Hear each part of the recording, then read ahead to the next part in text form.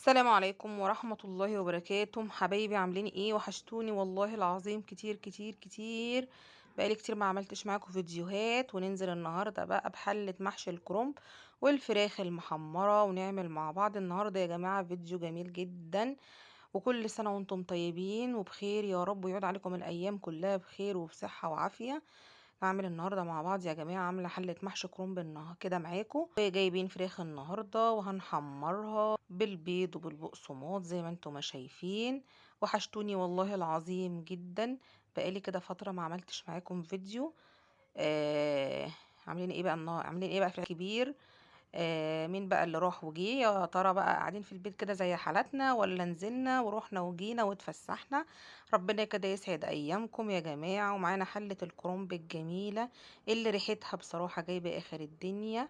هي يا جماعة صيف شتا بصراحة، مش راح منها ولا عتقنها. دي الأكلة الأساسية والرسمية لكل بيت مصري. في لازم ويا ريت بقى لو وصلنا لحد هنا ما تنسيش اللايك لأختك، وبحبكم حبايبي كتير كتير كتير في الله. وتعبنا طبعا في العيد كلنا، يا رب كده يجعله في ميزان حسناتنا ويتقبل منا الصيام بإذن الله والدعوات. ويا رب كده يحقق لكل واحد كل اللي بيتمناه يا رب. واشوفكم حبايب جديد ان شاء الله. وان شاء الله مش هطول عليكم الغيبة تاني. والسلام عليكم ورحمة الله وبركاته.